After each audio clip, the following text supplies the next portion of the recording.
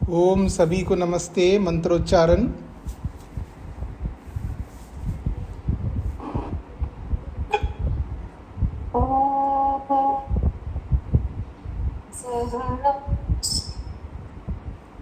सहनौ भुनक्तु सह वीर्यं करवावहै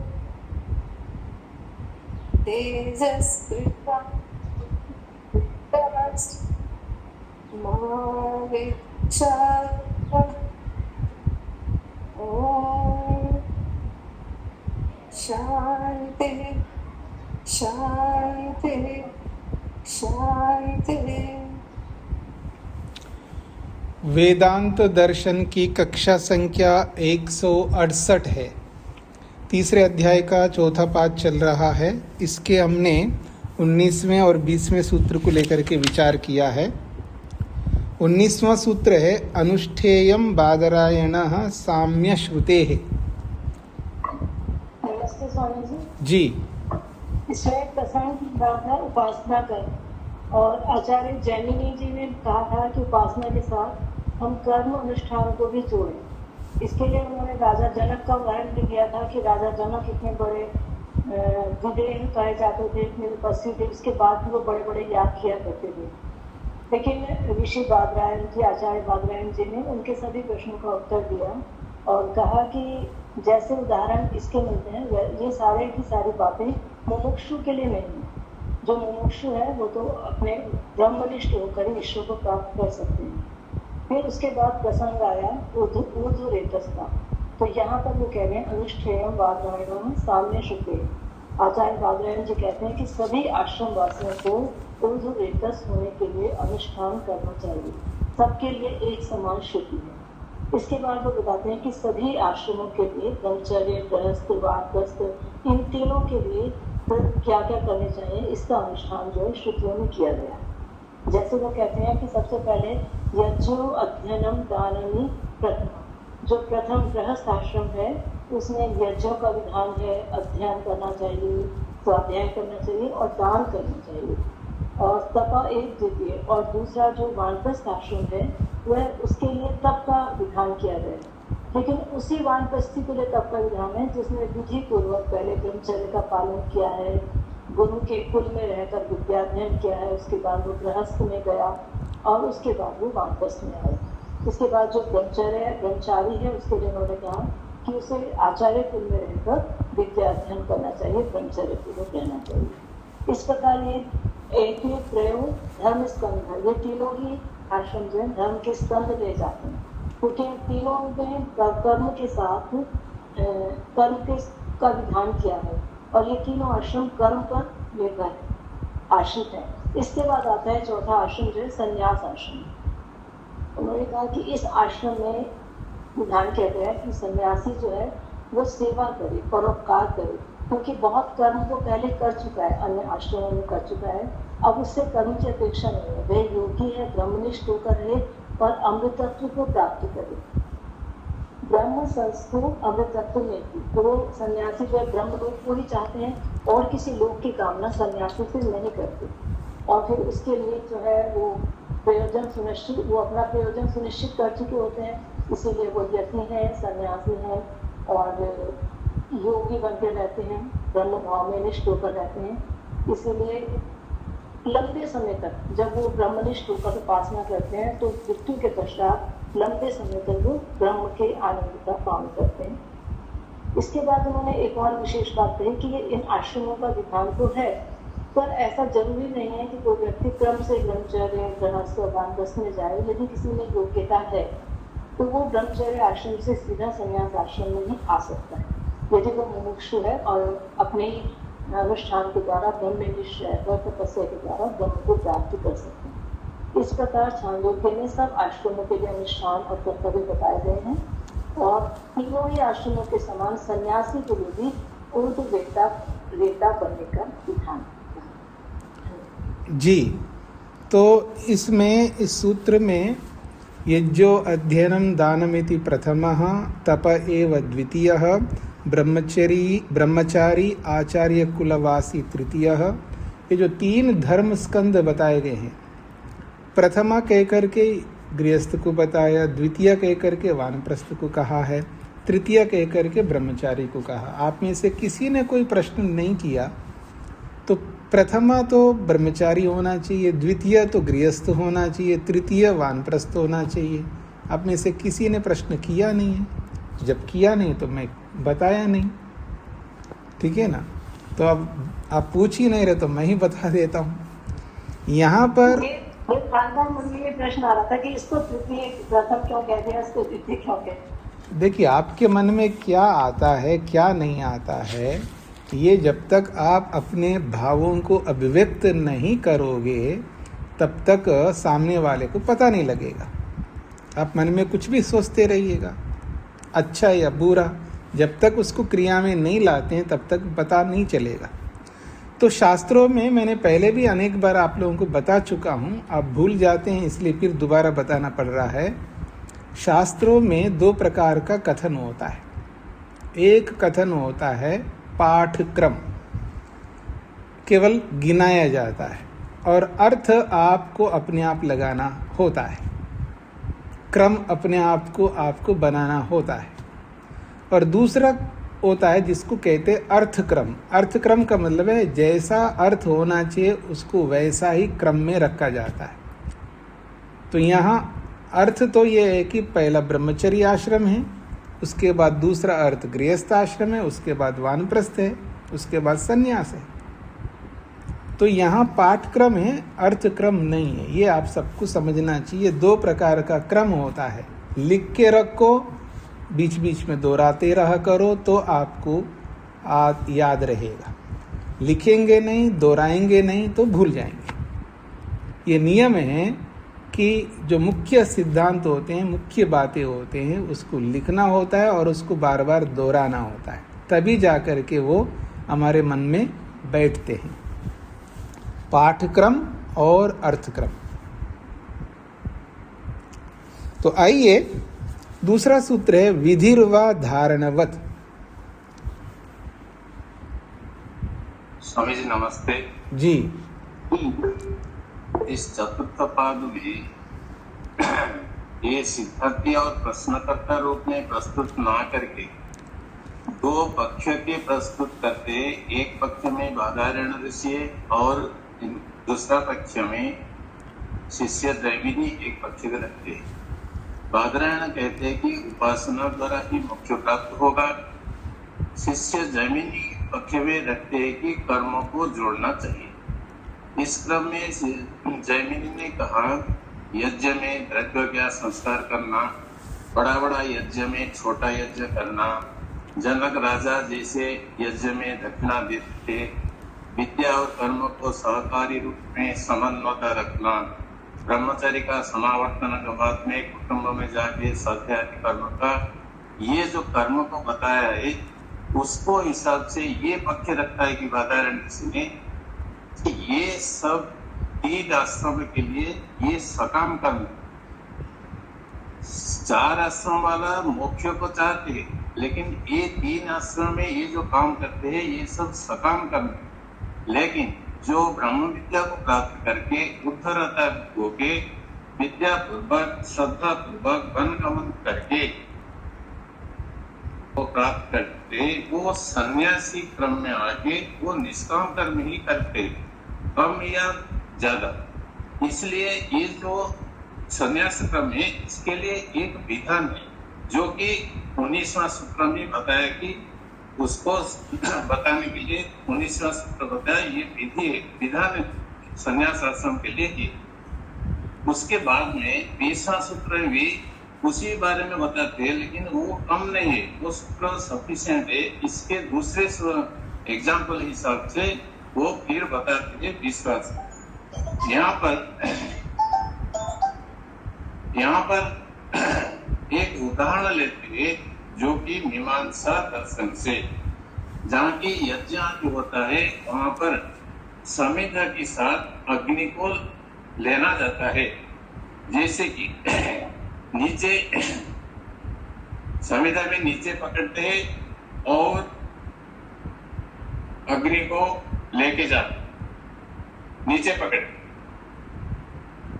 ये जब आया है तो दूसरे प्रश्न उठता है, ये ऊपर वाला भी कोई पकड़ता है? हाँ, पकड़ता है। जैसे कि ये ऊपर पकड़ता है, नीचे आदमी है, ये भी जाता है, तो दोनों में क्रिया होता है। लेकिन ये अलग विधान है, ये पकड़ा, ये चिमटा के साथ पकड़ा है, ये हाथों में पकड़ा है, तो उसका विधान अलग अलग होता है। तो ये बताने का है कि जो विधान 3 आश्रम के लिए है, वो विधान संन्यास आश्रम के लिए अलग है। वो क्या है कि वो जो बताया कि उत्तरता हो के विद्यापुत्र, ये जो तपस्या करके सन्यासी निष्काम कर्म करके वो आनंद को प्राप्त करने के लिए वो विधान संन्यास आश्रम के लिए रखा जाता है, जो कि चतुर्थ विधान रूप से गिना जाता है। इसलिए बोला कि ब्रह्मचर्य से गृहस्थ होके वानप्रस्थ होके संन्यास होना चाहिए, ये सिद्धांत है, सिद्धांत के। तो सन्यासी के लिए एक चतुर्थ विधान है और कुछ नहीं, ये अमृत को प्राप्त करने वाला है, ये बताते हैं। जी, आपने तो बड़ा कमाल कर दिया, उदाहरण के साथ प्रस्तुत किया है। जी जी जी, अच्छी बात है। माइक बंद करिएगा।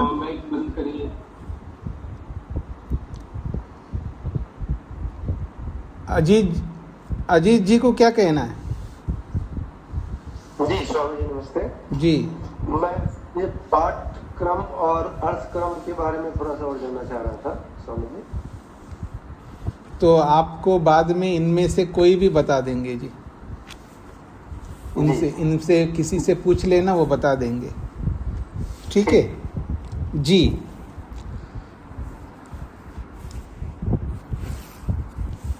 देखिए, मेरे घर में मेरे बच्चे हैं, भूखे हैं, तो उनको खिलाना मेरा धर्म है। मैं उनको खिलाने के लिए काम करता हूँ, घर संभालता हूँ, बहुत कुछ कार्य करता हूँ, कर्म करता हूँ। सारे जो कर्म मैं करता हूँ अपने लिए करता हूँ, अपने बच्चों के लिए, अपने परिवार के लिए करता हूँ। अपने परिवार के लिए मेरे पास समय नहीं है, अब मैं दूसरों के लिए कैसे करूँगा? यदि कभी थोड़ा बहुत दूसरे के लिए करता हूँ तो उसके पीछे मेरे मन में भाव रहता है बदले का। ये होता है गृहस्थ। आप भले बोल दो जी मैं निष्काम भाव से कर रहा हूँ, वो कर रहा हूँ, ये कर रहा हूँ, ये कथन मात्र होता है, कहना मात्र होता है। वास्तविकता अलग होती है। हर व्यक्ति उसके कर्म जो है अभी पूरे हुए ही नहीं है, इसलिए लगा हुआ है उन कर्मों को करने के लिए। कोई पैसा कमा रहा है, कोई जमीन ले रहा है, कोई मकान बना रहा है, कोई बच्चों को पाल रहा है, कोई बच्चों को बड़ा कर रहा है, कोई बच्चों की शादियां कर लिया, उसके बाद भी उसको सेटल करने में लगा हुआ है, फिर उसके बच्चे होते हैं तो उसको संभालने में लगा हुआ है। बस इसी चक्कर में घूम रहा है व्यक्ति। वो परोपकार क्या कर पाता है? फिर भी थोड़ा बहुत करता है तो उसके पीछे उसका भाव रहता है, बदले का भाव, वो बोले या ना बोले। लेकिन जो शास्त्र जिसको सन्यास कहता है, और जो सन्यासी होता है, जो शास्त्रोक्त सन्यासी होता है, उसके ये सारे काम हो चुके हैं।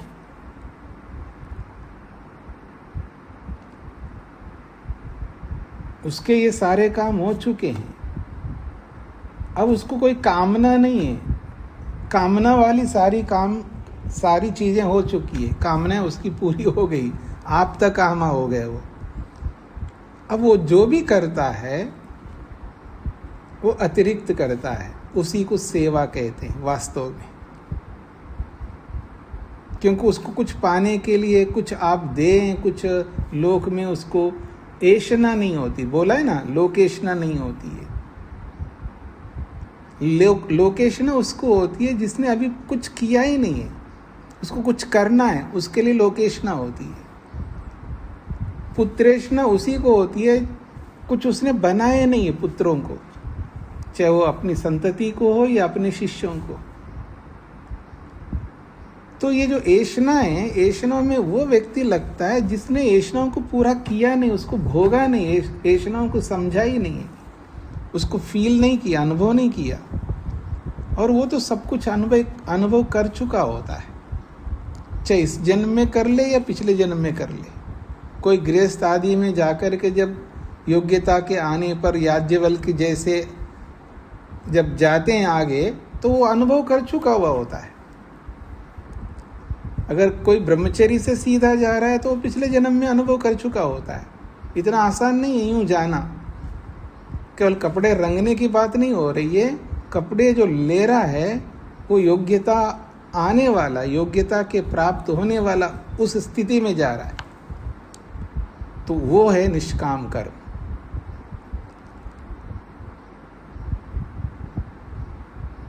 ठीक है, उसका मुक्ति रहता है, उसका उद्देश्य, वो तो प्राप्तम प्रापणीयम की स्थिति में आ चुका है। कुछ पाने योग्य सांसारिक कुछ नहीं रहा है। तो ऐसे सन्यासी के लिए अब कर्म की आवश्यकता नहीं है। ये बात कही जा रही है वेद व्यास जी के द्वारा, और जैमिनी जी का कहना है कि कर्म को साथ में ले जाना होगा, कर्म का अंग ही बनाना होगा, वो आपके लिए बताया जा रहा है। अर्थात जिन्होंने अभी कुछ किया नहीं विशेष, उनके लिए बताया जा रहा है। दोनों का विषय अलग अलग हो रहा है, लेकिन समझाने के लिए पक्ष बना करके बताया जा रहा है, ताकि हम लोगों के बीच में झगड़ा इसी बात को होता है, इसी बात को लेकर के होता रहता है। बातें अलग अलग होती है, लड़ रहे होते हैं, आदमी अंत में जाकर कहते हैं हाँ बात मैं ये कहना चाह रहा हूँ, वो भी कहता मैं भी तो यही कहना चाह रहा हूँ। जब दोनों एक ही कहना चाह रहे हैं तो इतना लंबा चलाए क्यों? तो ये इसलिए चलाया जाता है ताकि हमारी बुद्धि में ये बातें समझ में आ जाए, हम पकड़े कहना क्या चाहते हैं। दोनों का कोई एक दूसरे का विरोध नहीं, दोनों का एक दूसरे का खंडन नहीं है। ये तो हमें समझाने के लिए प्रसंग प्रस्तुत किए जाते हैं। प्रश्नोत्तर की जो शैली है, जो स्वामी दयानंद सरस्वती जी ने हर ग्रंथ में उस शैली को अपनाया है। केवल ऋषि लोग ही नहीं अपनाते, सीधा साक्षात वेद ने अपनाया। ईश्वर स्वयं ऐसा ही प्रस्तुत करते हैं प्रश्नोत्तर के माध्यम से। यजुर्वेद को पढ़ो, प्रश्न उत्तर है वहां पर मंत्रों में। तो आइए आगे बढ़ता हूं मैं। 21वां सूत्र है, स्तुति मात्रम उपादानात् इति चेत न अपूर्वत्वात्। जैमिनी आचार्य रुक नहीं रहे, वो एक और प्रश्न उपस्थित कर रहे हैं और उसका समाधान दिया जा रहा है। स्तुति मात्रम, ये जो आपने कहा ब्रह्म संस्थो अमृतत्वमेति, ये तो मात्र स्तुति है, कोई विधान थोड़ा है। तो स्तुति मात्रम, स्तुति के लिए ही उपादान ग्रहण किया गया है। तो यदि ऐसा कहे तो न अपूर्वत्वात्, ये अपूर्व विधि है। अपूर्व विधि का मतलब होता है अलग प्रकार की विधि है। अपूर्व विधि का मतलब भिन्न प्रकार की विधि है। सन्यासी के लिए अलग प्रकार से विधान किया है, वो विधि है, वो स्तुति नहीं हो सकती, ये कहना चाह रहे। स्तुति मात्रम उपादानात् इति चेत ब्रह्म संस्थो अमृतत्वमेति। ब्रह्म संस्थो अमृतत्वमेति, ब्रह्म में स्थित जो सन्यासी है वो अमृतत्व को प्राप्त करता है। एतमेव प्रव्राजिनो लोकमिच्छन्तः प्रव्रजन्ति। प्रव्राजिनः, जो सन्यासी लोग होते हैं, एतम एव लोकम इच्छन्ता, इसी ब्रह्मलोक को चाहते हुए प्रव्रजन्ति, संन्यास लेते हैं। इत्यादि कथनम तो स्तुति मात्रम। ये जो कथन है जिसको लेकर के आपने उद्धृत किया है हे बादरायण जी, ये तो कथन तो स्तुति मात्रम अर्थात प्रशंसा मात्रम, ये तो स्तुति है, प्रशंसा मात्र है, न विधि रूपम, ये विधान नहीं है। ऐसा प्रश्न उपस्थित किया गया है। क्यों विधि नहीं है? कुतः, क्यों विधि नहीं कह रहे हो? तो उपादानात् फलोपादानात्, क्योंकि फल का ग्रहण किया गया होने से,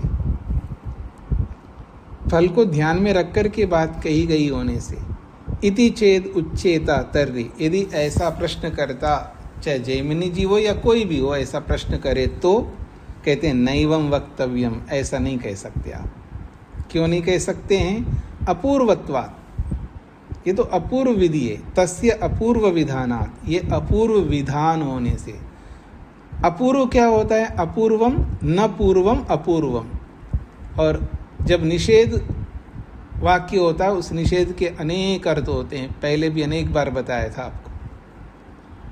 तो अपूर्व जो है भिन्न अर्थ को कहने वाला, इसलिए कह रहे हैं अपूर्वम अर्थात भिन्नम, भिन्नम ही विधानम, ये अलग प्रकार का विधान है। ब्रह्म संस्थो अमृतत्वमेति, ये अलग प्रकार का विधान है।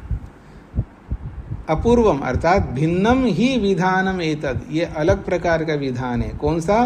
ब्रह्म संस्थत्वम, ब्रह्म संस्थत्व जो विधान है वहाँ पर, ब्रह्म संस्थत्वम अमृतत्वमेति, ये जो विधान है ये भिन्न प्रकार का विधान है। गृहस्थ वानप्रस्थाभ्याम आचार्य कुलस्थाद अभी भिन्नम एव, गृहस्थ और वानप्रस्थ से और ब्रह्मचर्य आश्रम से, इन तीनों से भिन्नम एव, ये अलग प्रकार का है। तथा प्रवजनम, इस प्रकार के संन्यास को ग्रहण करना। प्रव्रजनम अर्थात घर त्याग करके, सब कुछ त्याग करके प्रस्थान करना। प्रव्रजनम का अर्थ होता है प्रकर्षेण व्रजनम प्रव्रजनम, उत्तम रीति से, अर्थात सब कुछ त्याग करके जब व्रजन, जब त्याग किया जाता है, जंगल की ओर आगे बढ़ा जाता है, उसको प्रव्रजनम कहते हैं। तेभ्य आश्रमेभ्य भिन्नस्य आश्रमस्य अपूर्वम भिन्नम विधानम, तेभ्य आश्रमेभ्य, उन तीनों आश्रमों से भिन्न आश्रम जो चतुर्थ आश्रम है उसका विधान है, इसलिए भिन्नम विधानम, ये अलग प्रकार का विधान है। ते तो तिष्ठन्ति स्व स्थाने, वो तीनों आश्रम तो अपने अपने स्थान पर रहते हैं। परिव्राजकस्य चतुर्थाश्रमिनो न स्थानं भवति, परिव्राजक जो चतुर्थ आश्रम में रहने वाले सन्यासी का है उसका निश्चित स्थान नहीं होता है, क्योंकि पहले के ज़माने में और आज के ज़माने में बहुत अंतर है जी। मेरा तो निश्चित स्थान है, क्योंकि आज ना तो वैसे जंगल है, वैसे आश्रम है, वैसे पर्वत है, न वैसे आप है, न वैसे हम हैं। क्यों जी? ऐसे ही उठ कर के आपके घर में आ जाऊं, शोभा जी तो ताला लगा के चली गई, कहीं मिली नहीं, तो फिर कहाँ जाऊंगा? फिर दूसरे के पास जाए तो वो कहाँ गए जी, वो तो जॉब पे चले गए जी, ये कहाँ गए जी, वो तो इसमें चले गए जी, कोई मिलता ही नहीं आज। तो मजबूरन क्या करना पड़ेगा, कहीं एक जगह रहना पड़ रहा है। आप बदल गए, हम बदल गए, सब बदल गए आज। तो पहले के ज़माने में ऐसा नहीं होता है। फिर कैसा होता है जी? पहले के ज़माने में सबको पता है अतिथि कोई ना कोई बिना अतिथि के आएंगे घर पे, जब आएंगे तो घर में कोई ना कोई मिलेगा।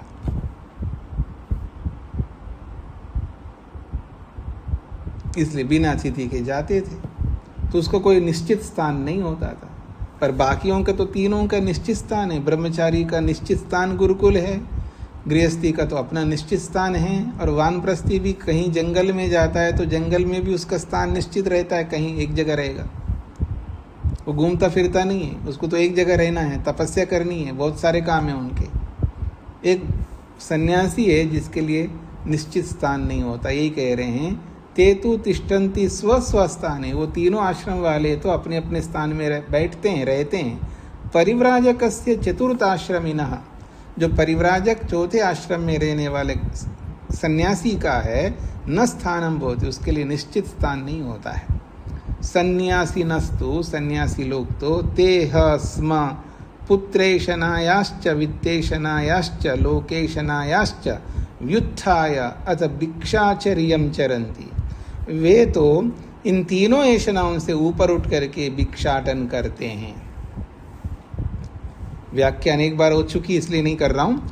ते निवृत्त कामा, वो कैसे होते हैं? निवृत्त कामा, उनकी सारी कामनाएं समाप्त हो चुकी होती, कोई कामना नहीं होती है। ते निवृत्त कामा, और त्यक्त गृहा और घर छोड़े हुए होते। आज समस्या ये है कि वानप्रस्थ लेकर के भी घर में रहता है आज, और संन्यास धारण करके भी घर पे रहता है। पर ये कह रहे हैं निवृत्त कामा त्यक्त गृहा। सन्यासी कैसे होते हैं? कामनाओं को भी छोड़ दिए हैं और घर भी छोड़ दिए हैं। तो निवृत्त कामना वाले और त्यक्त घरों वाले संतः हो करके भिक्षाचारिणः वो भिक्षाटन करते हुए भवन्ति रहते हैं। भिक्षाटन करना उनका मुख्य वृत्ति है। देखो जी, मुझे गर्व है मैं भिक्षुक हूं। आप अपने मन से पूछो, मुझे गर्व है मैं भिक्षुक हूं। ठीक है जी, ये बहुत बड़ा काम है। और आदमी के मन में आता है मैं कैसे मांगू।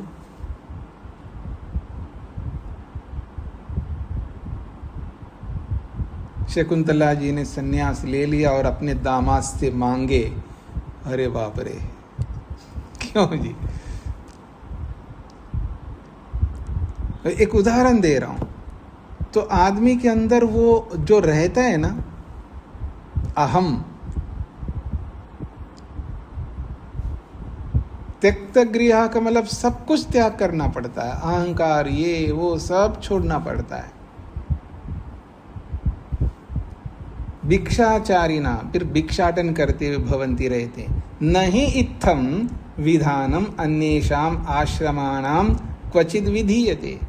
नहीं इत्थम, ऐसा, इत्थम ऐसा, नहीं नहीं है, विधानम ऐसा विधान नहीं है। किनके लिए? अन्येषाम आश्रमाणाम, अन्य आश्रम वासियों के लिए, 3 आश्रम वासियों के लिए इस प्रकार का विधान क्वचित नहीं विद्यते, नहीं विधीयते। कहीं पर भी ऐसा विधान तीनों आश्रमों के लिए विधान नहीं किया गया है। एतत्तु संन्यास आश्रमस्य एव अपूर्वम विधानम। वह यह तो सन्यासी के लिए, संन्यास आश्रम के लिए एक प्रकार का भिन्न विधान है। सूत्रार्थ।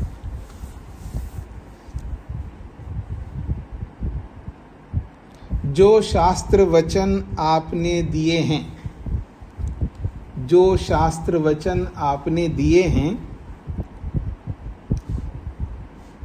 जो शास्त्र वचन आपने दिए हैं, जो शास्त्र वचन आपने दिए हैं वे स्तुति वचन हैं, प्रशंसा के लिए हैं। वे स्तुति वचन हैं, प्रशंसा के लिए हैं। वे स्तुति वचन हैं, प्रशंसा के लिए हैं। वे स्तुति वचन हैं, प्रशंसा के लिए हैं। विधि वाक्य नहीं है, विधि वाक्य नहीं है।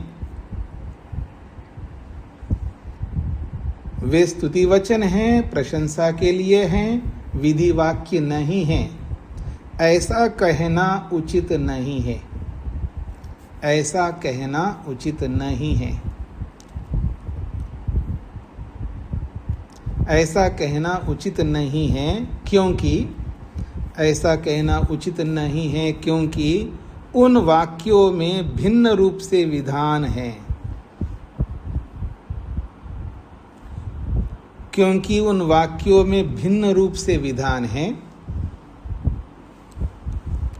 क्योंकि उन वाक्यों में भिन्न रूप से विधान है। क्योंकि उन वाक्यों में भिन्न रूप से विधान है और ऐसा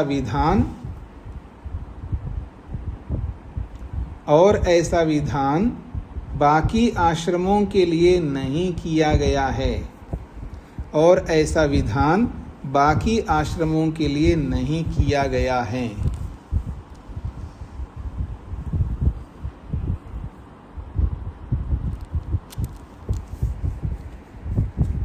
और ऐसा विधान बाकी आश्रमों के लिए नहीं किया गया है। जो शास्त्र वचन आपने दिए हैं वे स्तुति वचन हैं, प्रशंसा के लिए हैं, विधि वाक्य नहीं हैं। ऐसा कहना उचित नहीं है, क्योंकि उन वाक्यों में भिन्न रूप से विधान है और ऐसा विधान बाकी आश्रमों के लिए नहीं किया गया है। भाव शब्दात च क्रियावचनाद अपि न स्तुति मात्रम विधिरेव। भाववचनात् भाव शब्दात का मतलब है क्रियावचन से। भाव का अर्थ होता है यहाँ पर क्रिया। ग्रामर व्याकरण में भाव क्रिया को कहते हैं। यहाँ भाव का मतलब जो आपकी भावना वाली भाव नहीं, यहाँ पर भाव का अर्थ क्रिया। तो भाव शब्दात अर्थात क्रियावचनादपि, क्रियावचन वहाँ पर विद्यमान है, वहाँ क्रिया है, क्रिया का निर्देश किया है। न स्तुति मात्रम विधिरेव, वह क्रिया का निर्देश होने से केवल मात्र स्तुति नहीं है, विधान है, और विधान में क्रियावचन होता है। क्रियावचनम निर्दिश्यते, वहाँ पर तो क्रिया का निर्देश किया गया है। जैसे अथः याज्ञवल्क्यस्य द्वे भार्ये बभूवतु मैत्रेयी च कात्यायनी च। अथः याज्ञवल्क्यस्य द्वे भार्ये बभूवतु, याज्ञवल्क्य की दो पत्नियां थी, एक का नाम मैत्रेयी और दूसरे का नाम कात्यायनी। इति वृत्तम प्रकृत्या, ऐसे प्रकरण को प्रारंभ करके बृहदारण्यकार ने आगे कहते हैं याज्ञवल्क्य प्रव्रवाज। इस वृत्तांत को बताते हुए लंबा वृत्तांत बताया। याज्ञवल्क्य की दो पत्नियां थी, एक का नाम कात्यायनी, एक का नाम मैत्रेयी। दोनों के लिए बंटवारा करने लगे। बंटवारा करते हुए उन्होंने बोला है कि ये तुम्हारे लिए, ये तुम्हारे लिए। मैत्रेयी ने कहा जो आप बंटवारा करके हमें दे रहे हो, आप क्यों दे रहे हो, आप क्या करोगे? तो उन्होंने कहा मेरे को जाना है, मेरे को दूसरे से प्यार हो गया, प्रेम हो गया।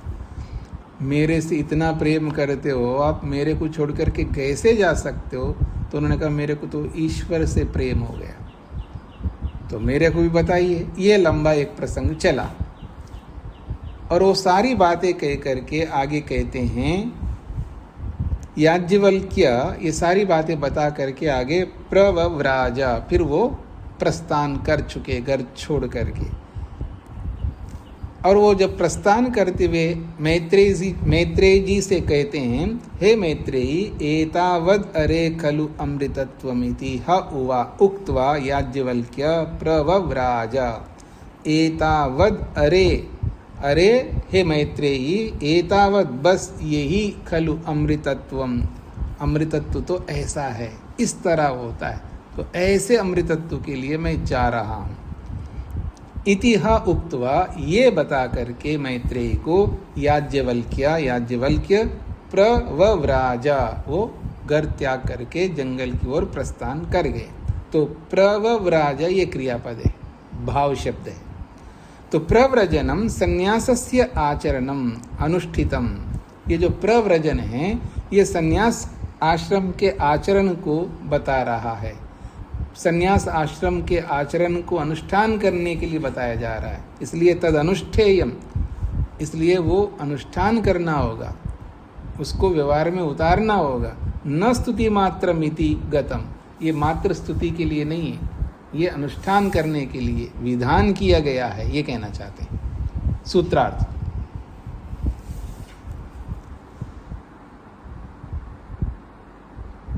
और भी यह बात है कि और भी यह बात है कि और भी यह बात है कि उन शास्त्रों में और भी यह बात है कि उन शास्त्रों में स्तुति के लिए वे वचन न होकर, और भी यह बात है कि उन शास्त्रों में स्तुति के लिए वे वचन न होकर, उन शास्त्रों में स्तुति के लिए वे वचन न होकर विधि के लिए हैं।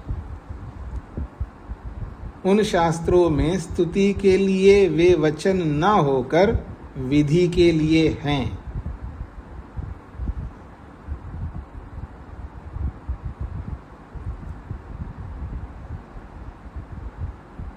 विधि के लिए हैं, यह बात वहाँ पर वर्णित क्रियापदों से पता लगता है।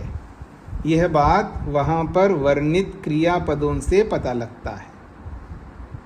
यह बात वहाँ पर वर्णित क्रियापदों से पता लगता है। यह बात वहाँ पर वर्णित क्रियापदों से पता लगता है।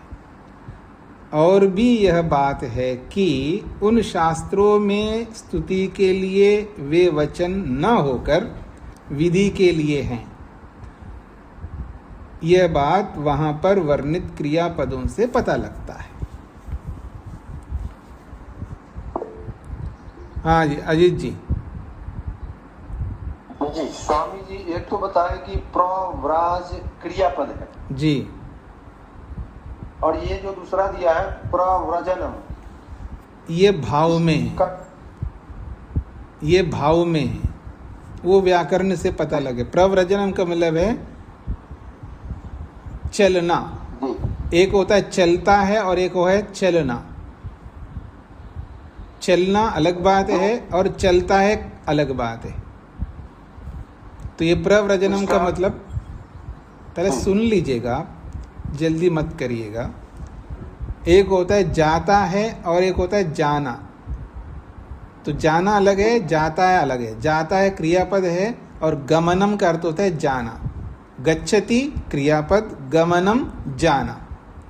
तो जाना का मतलब है भाव को, मात्र केवल जानेपन को बताता है, और गच्छति जो है जाने को बताता है। तो ऐसे प्रव्राजा का मतलब एक क्रियापद है, और प्रव्रजनम जो है वो घर त्याग करने को बता रहा है। एक क्रिया को बता रहा है और एक त्याग करने को बता रहा है। ऐसा समझ में आ गया? नहीं आया? नहीं आया तो छोड़ दो, क्योंकि ये व्याकरण का विषय है। वो आपको व्याकरण पढ़ना पड़ेगा। जब आपको गच्छति गमनम समझ में आया है तो ये भी समझ में आना चाहिए। अगर ये समझ में नहीं आ रहा है तो आवाज कट रही है। आवाज कट रही है। हाँ, आजकल पता नहीं क्या हो गया इंटरनेट में, मेरे को भी समस्या दे रहा है ये। अभी कैसा है जी? अभी ठीक है? थोड़ा थोड़ी कट रही है। तो क्या कर सकता हूँ जी, मैं वेट करते हैं। अभी ठीक आ रहा है जी। हाँ जी। अजीत जी, समझ में आया आपको गमनम और गच्छति? जी, एक तो गति में आ गया और एक भाव को व्यक्त कर रहा है। नहीं, एक क्रिया को अभिव्यक्त कर रहा है। जाने जा रहा है, ये तो क्रिया है, जाने की क्रिया हो रही है जी। और एक गमनम का मतलब है गमनत्व को बता रहा है, जानेपन को बता रहा है। जी जी, तो ऐसे ही, हाँ ठीक है, आगे बढ़ूं मैं। अब एक प्रश्न किया जा रहा है, उसका समाधान भी किया जा रहा है 23वें सूत्र में। पारिप्लवार्थाः इति चेत न विशेषितत्वात्। पारिप्लवार्था, ये बिल्कुल अलग प्रकार के शब्द है। पारिप्लवार्था का मतलब होता है बस केवल मनोरंजन के लिए, केवल एंटरटेन करने के लिए है। मनोरंजन होता है, मनोरंजन तो आप समझते हैं। तो ये जो कथन किया गया है ये केवल मनोरंजन के लिए, थोड़ा सा मन को हल्का करने के लिए, मनोविनोद के लिए। जब व्यक्ति बहुत मेहनत कर रहा होता है, विशेष करके बौद्धिक रूप से बहुत बड़ा प्रोजेक्ट कर रहा हो व्यक्ति, या कोई बहुत सूक्ष्म काम कर रहा हो, तो बुद्धि बहुत लगती है, तो बुद्धि थक जाती है। जब थक जाती है तो उसको रिलैक्स करना पड़ता है, और सबको करना पड़ता है, सबको करना चाहिए। नहीं करेंगे तो स्ट्रेस उत्पन्न हो जाएगा, टेंशन में चले जाएंगे, आगे चल कर के डिप्रेशन में चले जाएंगे। तो अच्छा ये है कि जब मन थक जाए या आपका मस्तिष्क थक जाए तो उसको रोको और थोड़ा रिलैक्स हो जाओ। और उस रिलैक्स के लिए आपको अलग अलग कुछ मन को प्रसन्न करने वाली चीज़ों को कर लेना चाहिए। आप उसके लिए शब्द का प्रयोग होता है मनोरंजन, मनोविनोद, मन को प्रसन्न करने के अलग अलग एक्टिविटीज़। तो याग, बड़े बड़े याग होते हैं, संवत्सर पर्यंत चलने वाले याग होते हैं, लंबे याग होते हैं। वहाँ पर यजमान को रहना होता है। ऋत्विकों का तो काम रहता है, यजमान का काम होता है बैठा रहना होता है। करना धरना तो ऋत्विक लोग करते हैं, लेकिन यजमान वहाँ बैठा रहता। कभी कभी उसका क्रम आता है थोड़ा आहुति देने का, नहीं तो उसको बैठा रहना पड़ता है। और बैठा बैठा थक जाता है और लंबी क्रिया चलती है, और एक दिन नहीं, 2 दिन नहीं, दिनों दिनों तक चलती है। तो उसको बीच बीच में कुछ आख्यान सुनाया जाता है, कुछ कथाएं सुनाई जाती हैं। और वो जो कथाएं हैं वो रियल होती है, वास्तविक होती हैं, उससे मन हल्का होता है। तो उसको यहाँ पर पारिप्लव शब्द से बोला है।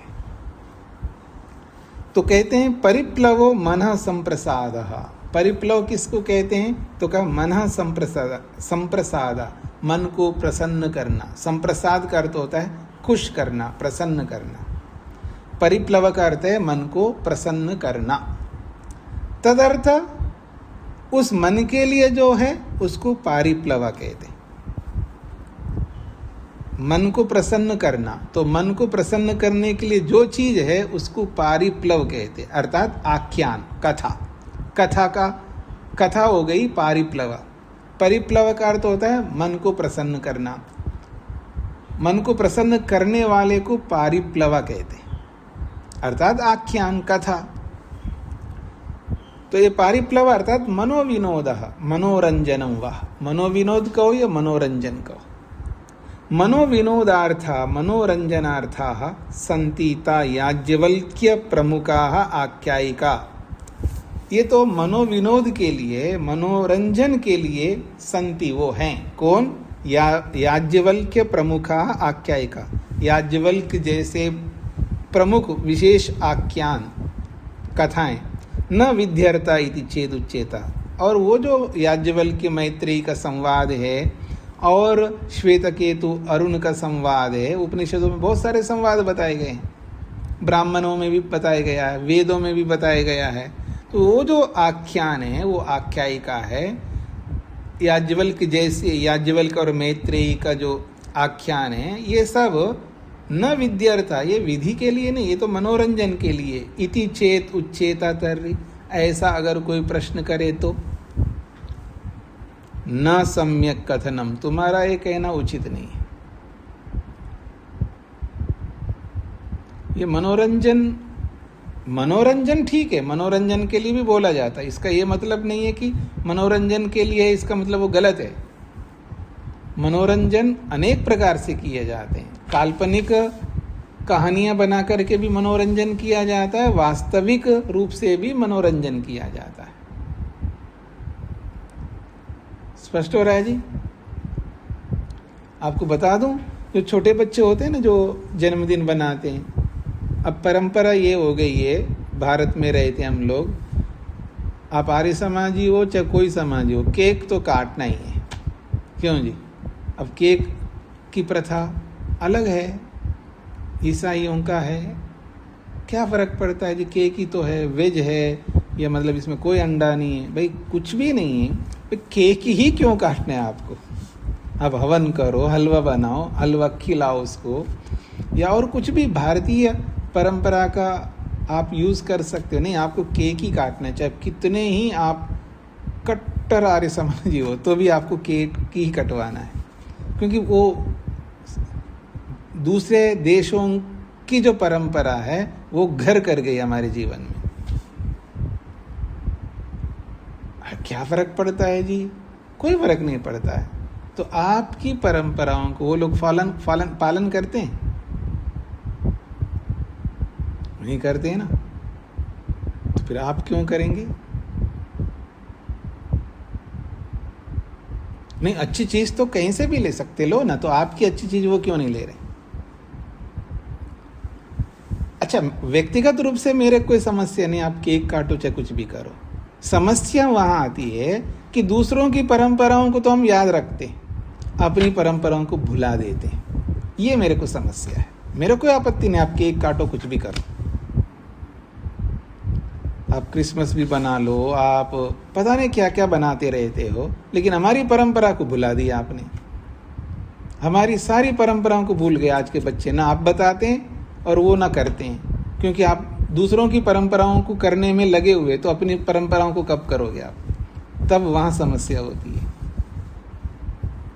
समस्या वहाँ होती है कि आप अपनी भाषा को तो भूल गया, अपने नेटिव को भूल गए, दूसरों की भाषाएं बोल रहे हो। हमें कोई आपत्ति नहीं है, आप किसी भी लैंग्वेज में बोलो, मैं भी बोलता हूँ, लेकिन अपनी भाषा को आप भुला करके दूसरे की भाषा को बोल करके अपने आप को प्राउड फील करो, वो उचित नहीं है। अब सामने वाला नहीं जानता है, उसके सामने भी आप अंग्रेजी बोलो, कोई मतलब नहीं है। जो बिल्कुल नहीं जानता है तो आप बोलिए ना उसकी भाषा में, और भी कई भाषाओं को सीख लो, हमें क्या आपत्ति है? कितनी भाषाओं को सीखो, बोलो, व्यवहार करो, कोई समस्या नहीं, लेकिन अपनी भाषा को भुला करके नहीं। तो ऐसे ही अपनी परंपराओं को भुला करके दूसरों की परंपराओं को करते हुए हम अपनी परंपराओं को आप समाप्त कर रहे हैं, वो हानिकारक है। और ये भी कोई हेतु नहीं है कि दूसरा नहीं करता है तो हम भी क्यों करें। बिल्कुल करिएगा, वो आपकी परंपरा को वो फॉलो नहीं करता है, कोई बात नहीं, उसकी कोई अच्छी परंपरा आपको लगती है, आप करिएगा, लेकिन अपनी परंपरा को भुला के नहीं। इस पर ध्यान देना है। तो आगे बढ़ता हूँ जी। ये मनोरंजन है, ऐसा जब वो कह रहे हैं तो कहते हैं न सम्यक कथनम, ये आपका कहना उचित नहीं है। क्यों उचित नहीं है? विशेषितत्वात् या खलु पारिप्लवार्था आख्यायिका संति ता या खलु पारिप्लवार्था आख्यायिका, जो मनोरंजन के लिए, मनोविनोद के लिए जो आख्यान है, कथाएं हैं, ता वो जो है कैसे हैं? जैसे मनुर्वैवस्वतो राजा, वैवस्वत मनु हुए हैं जो पहला राजा थे, ऐसी एक आख्यायिका है। इसका मतलब ये कल्पना है, ये कोई कल्पना नहीं है, वास्तव में मनु हुए हैं। इति वृत्तेन विशेष्यन्ते, इस वृत्तांत से उसको विशेषित किया जा रहा है, कोई कल्पना नहीं है, कोई मनोरंजन मात्र नहीं है, वास्तविक है। तस्मात्, इसीलिए याज्ञवल्क्य प्रमुखा आख्यायिका ब्रह्म विद्या विषय परा संति। याज्ञवल्क्य जैसे प्रमुख आख्यायिकाएं हैं, कथाएं हैं, ये ब्रह्म विद्या परक हैं, ब्रह्म विद्या को प्रस्तुत करने वाले ये कथन हैं, न पारिप्लवार्था, ये केवल मात्र मनोरंजन के लिए नहीं है। मनोरंजन भी करो, हमें कोई आपत्ति नहीं है, लेकिन आप ब्रह्म विद्या को पाने के लिए करो। जब मैत्रेयी का और याज्ञवल्क्य का जब संवाद सुनाया जाता है, बड़ा अच्छा लगता है लोगों को सुनने में, और कभी कभी बीच में छोड़ देना, मतलब अजी उसको पूरा करिए बोलेंगे। और सभी को आख्यायिकाएँ, कथाएँ, कहानियाँ सबको अच्छी लगती है, क्योंकि हमारे ब्लड में ही है ये सब, क्योंकि वेद में है, वेद की परंपरा हमारे खून में आ रही है, इसलिए कोई गलत बात नहीं है। वो अच्छी इसलिए लगती है क्योंकि वो हमारे ब्लड में है। हर किसी को लगा, हमारे को नहीं, पूरी दुनिया में हर कोई कथाओं के माध्यम से अपनी बातों को रखते हैं, उदाहरणों के माध्यम से अपनी बात को रखते हैं, संवाद के माध्यम से अपनी बात को रखते। पूरी दुनिया में एक ही परंपरा है इस संदर्भ में। पर याज्ञवल्क्य की जो आख्यायिका है, वो जो कथा है, वो केवल कथा मात्र नहीं है, वो केवल मनोरंजन मात्र नहीं है। कह रहे हैं ब्रह्म विद्या विषय परासंति, वो ब्रह्म विद्या विषयक है, ब्रह्म विद्या को प्रस्तुत करने वाली आख्यायिका है। न पारिप्लवार्ता, मात्र केवल मनोरंजन के लिए नहीं है, ये कहना चाह रहे हैं। सूत्रार्थ। मैत्रेयी याज्ञवल्क्य, मैत्रेयी याज्ञवल्क्य, मैत्रेयी याज्ञवल्क्य, श्वेतकेतु, आरुणि आदि कथाएं। मैत्रेयी याज्ञवल्क्य, श्वेतकेतु, अरुण आदि कथाएं। आरुणि ना कह के अरुण कहना है। श्वेतकेतु, अरुण आदि कथाएं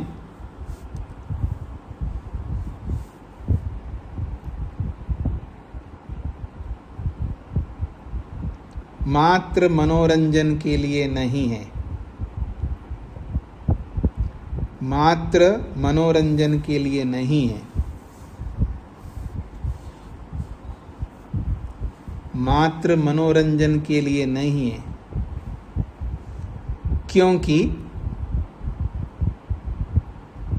क्योंकि याज्ञवल्क्य आदि कथाएं, क्योंकि याज्ञवल्क्य आदि कथाएं, क्योंकि याज्ञवल्क्य आदि कथाएं ब्रह्म विद्या से विशेषित की गई हैं।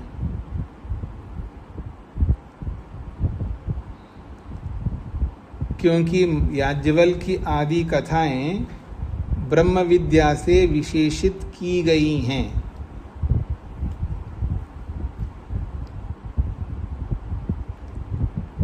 मैत्रेयी, याज्ञवल्क्य, श्वेतकेतु, अरुण आदि कथाएं मात्र मनोरंजन के लिए नहीं हैं, क्योंकि याज्ञवल्क्य आदि कथाएं ब्रह्म विद्या से विशेषित की गई हैं।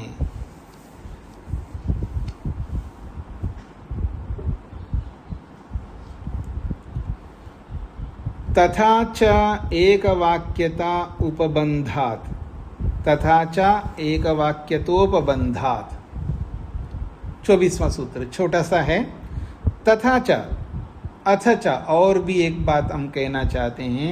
एकवाक्यतोपबंधात्, ब्रह्म विद्या विषय के यथार्थ विदो ही याज्ञवल्क्य संबंधिन्या आख्यायिकायाः तदग्रे वर्णितेन आत्मा व अरे द्रष्टव्य। हाँ जी, वेद प्रिया जी। स्वामी जी अभी थोड़ी देर के लिए आवाज कट गई। अच्छा, तो एक काम करते हैं जी, आज इतने ही रखते। फिर ये सूत्र का अर्थ पूरा आ गया, आपके सुनाई दिया था? स्वामी जी आपने सूत्र बोला, आगे आपका रह गया थोड़ा सा। हाँ, नहीं सूत्र नहीं, सूत्र बोला उसको तो रहने देते हैं, आगे पढ़ लेंगे। 24वां सूत्र आगे पढ़ेंगे। 23वें तक तो पूरा समझ में आ गए ना? हाँ, आगे तो फिर तो अब इंटरनेट ठीक काम नहीं कर रहा है, तो इसको आज इतने ही रखते हैं, समय भी पूरा हो रहा है। ओम शांति शांति शांति ही। निर्मला जी को क्या कहना है? नमस्ते स्वामी जी। जो ये इसमें यज्ञबल और मैत्री की ही ज्यादा आती है, वैसे काम जो उसके एक पत्नी की कात्यायनी उसके बारे में क्यों नहीं? इसमें ब्रह्म विद्या उन्होंने ही की थी क्या? दोनों ने? नहीं, दोनों ने नहीं की। एक कमजोर थी, ब्रह्म विद्या नहीं चाहती, वो मोह में ज्यादा थी, और मैत्री मोह से दूर हो रही थी, इसलिए जो मोह से दूर होते हैं उन्हीं के साथ में संवाद हुआ। जी जी जी।